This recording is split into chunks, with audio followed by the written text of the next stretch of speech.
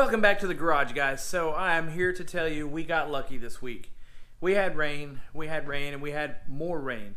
If you would have asked me earlier in the week if we were going to the track this weekend, I would have said there's no way. The rain is not going to let up, and we are going to be driving on aqua treads.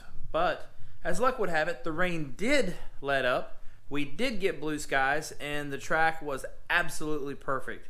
So, quick explanation of the first couple of runs. What you're going to see is wastegate only. No boost control turned on, no nothing.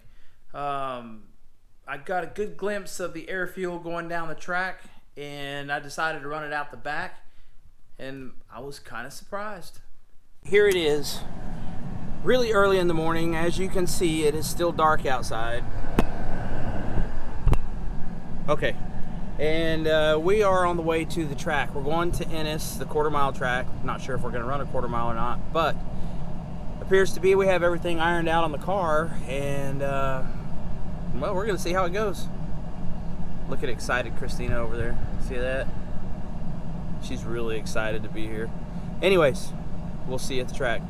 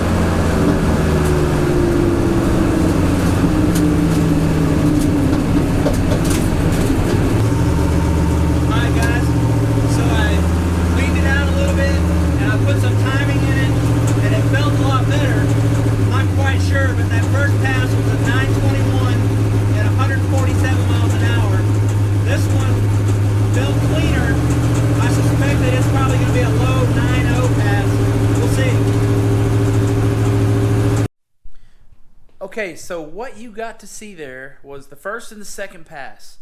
8.8 pounds of boost at the most, I believe is what it was.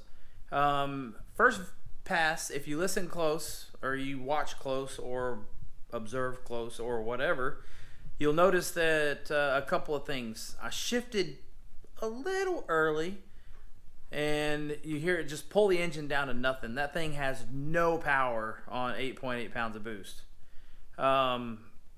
But it did manage to go a 924 at 147 miles an hour.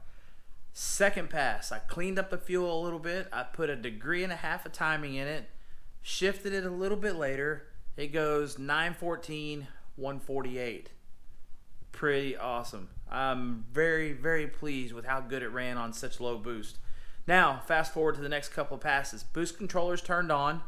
You'll notice a few things sound the same, a few things look the same, and a few things smell the same. So let's get to the next passes.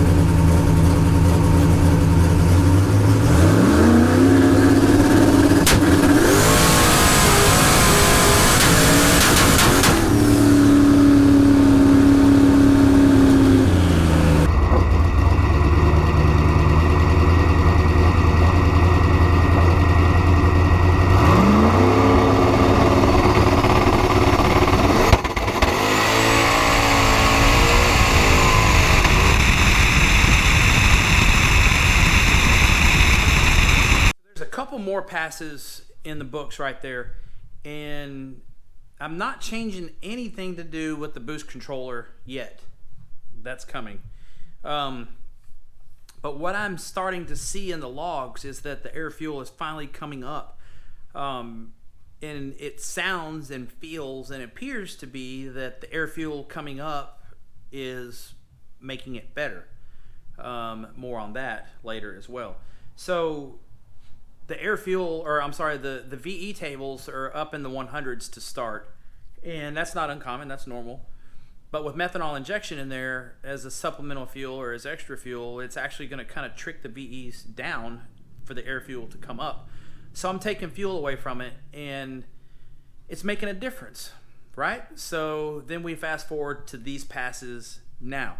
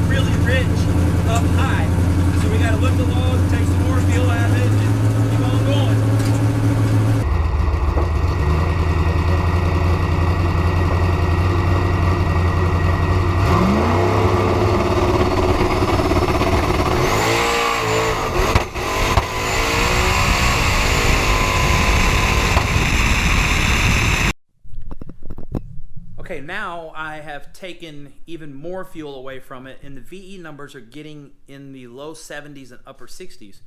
For a car on 20 pounds of boost, and probably in the neighborhood of 1,000 horsepower at this point, it's that's low. That's really low.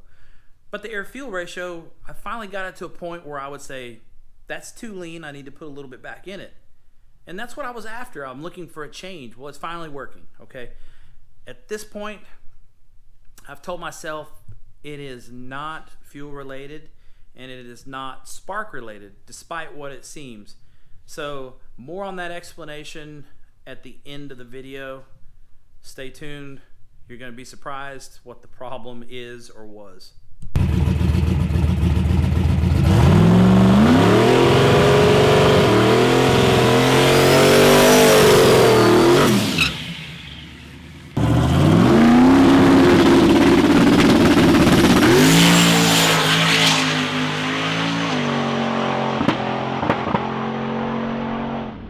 Okay, now you've seen all the passes, and the problem is starting to persist. It's weird because it doesn't happen on 8 pounds of boost, and it happens immediately after I turn the boost controller on.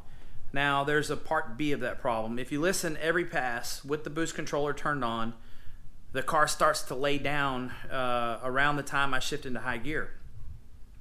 I haven't got around to figuring that out yet. I have a good idea what it is. The boost control in the logs is losing air pressure as the car goes down the track. So that's an easy fix. It's a leaking solenoid, a leaking line, not enough air supply, something along those lines. No problem. The backfiring part. So I've got the air fuel come all the way from off the charts rich on the first couple of passes. 10 to 1. And it's so rich that when you read 10 to 1, that's bad. That's like, it's beyond 10 to 1, okay? So now I've leaned it out as we went through the day. We made 8 passes that day. I've leaned it out to the point where it's in the mid to upper 12s on 20 pounds of boost. Normally, I would say, no, we ain't doing that. That's, ooh, no. I like to run them richer than that. And the problem with that is that it improved the backfiring and the popping to a certain point. And then it just kind of stopped making a difference. Now, I will say this. Up to this point, I've never really done a lot of quarter-mile racing, so this is kind of funny. I did my first 9-second pass, my first 8-second pass, hint, hint, and my first teen 60-foot all in the same day. How crazy is that? So on the last pass, and this is probably the last time you're going to hear it, it went a 5:23 at 130 miles an hour, clearly letting off long before the traps. The 60-foot was a 1:18 with a 5. So we're definitely on the right path.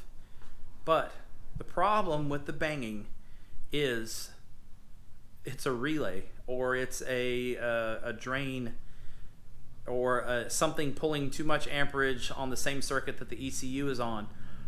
The reason why I say that is because I finally found in the logs, and I've missed it this whole time because I had smoothing turned on in the logs, but I finally found that the RPM is dropping to 0. When you hear it backfire, that's 0 RPM. And obviously the engine doesn't drop from 7 grand to 0 in that short a time. But what it is the computer is resetting.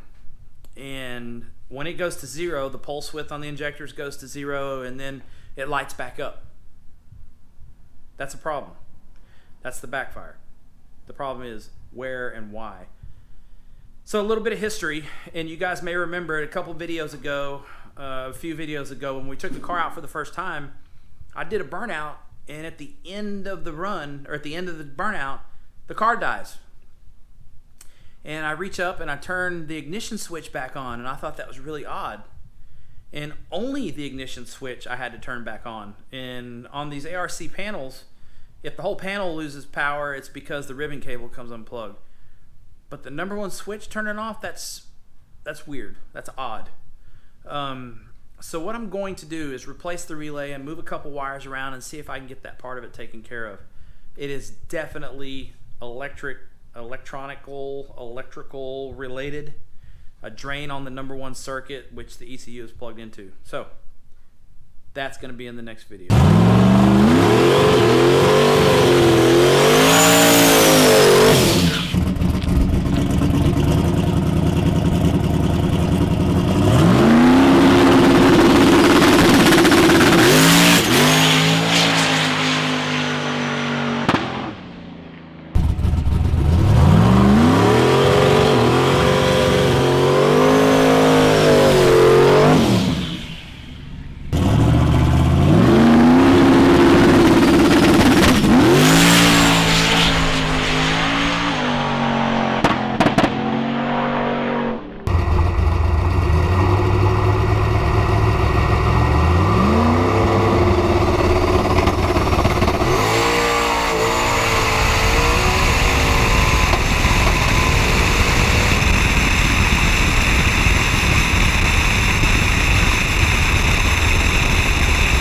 Alright guys, so you stuck around for that long-winded explanation and 8 passes worth of goodness. I am really, really happy with the performance of the car overall. We're headed in the right direction. I finally got the fuel problem whipped, and it's just like one thing after another. Just one. You know, something else is messed up and blah blah blah. That's the story of a new car build, a new race car, a turbo car, electronics, all that jazz. You're always gonna have those problems. Such is life. We move on. So, having said that, probably won't be able to show a whole lot more time slips because the classes that we run in around here are no time classes. And for whatever reason, if you've ever shown your times or whatever, they don't like it. And, you know, it's Grudge Racer Math 101. You know, if this guy beats this guy and he showed his times, then he's faster or slower or whatever. You get it. Whatever. Anyways, if you remember that time I just told you, everything in the next videos coming up is going to be subtracted from that, so I'll give you a little hint here and there. So that's the end of the video. Thanks everybody for stopping by and watching the Bad News Bears at the track, trying to figure out this race car. So stick around, subscribe if you haven't, give it a thumbs up, and we will see you in the next video, hopefully making better passes. Thanks guys.